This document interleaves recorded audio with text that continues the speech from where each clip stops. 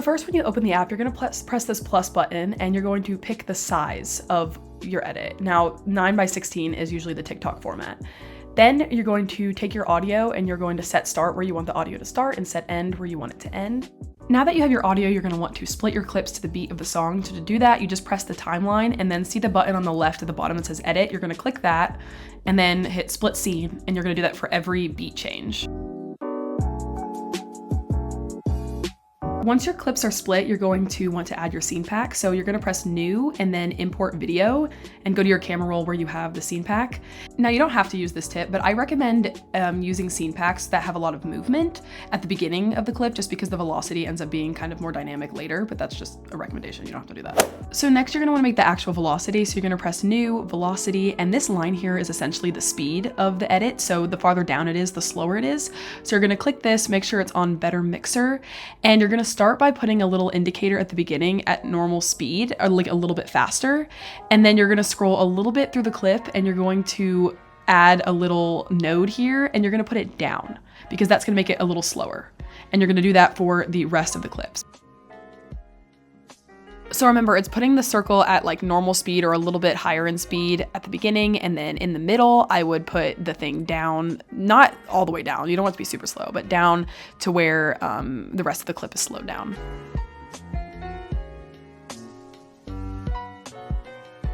So this is kind of how it looks so far. See, it's fast and then slow, fast, slow.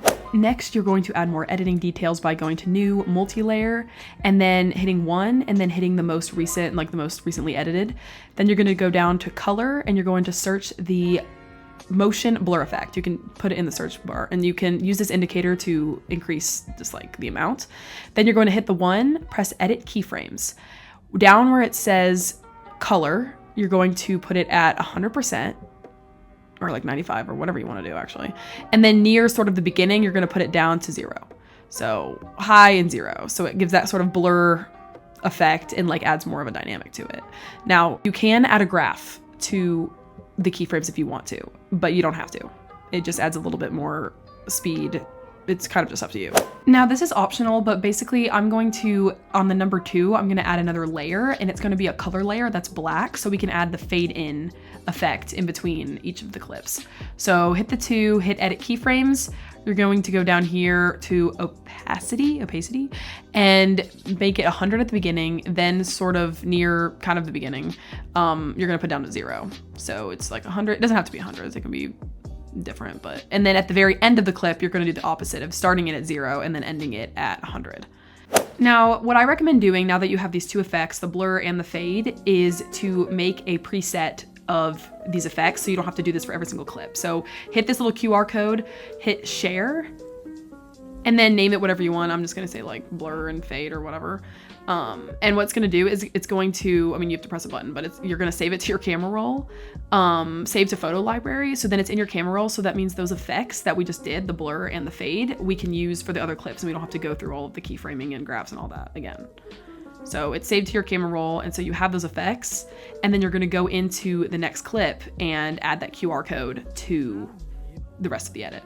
So that's kind of the meat of it. Like that's essentially the editing. The rest is kind of optional, but I want to add more effects, add coloring, that kind of stuff.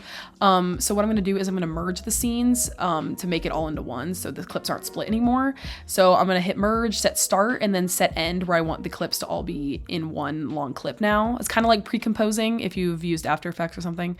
So now it's all one long clip, and so now I can add effects to the whole edit as opposed to each individual clip. So I'm going to re-effect, and I want to add a what's the word, flicker effect. I just think it adds more of a dynamic to it. It just makes it more interesting. So I'm going to add a flicker effect to the edit. Also, an optional part is going in and adding what I think makes it more interesting and just more movement, because I think the more movement the better. Like, you don't want it to be overstimulated in movement, but what I'm going to do is press new, multi-layer, and then I'm going to have the whole edit, and then I'm just going to zoom it in. I'm just going to start it from 100, and then no need to keyframe it, and then end it at like 115, 110, just so the clip is always moving. Like, you kind of just want it, it just is more satisfying and just adds more, it's just more interesting.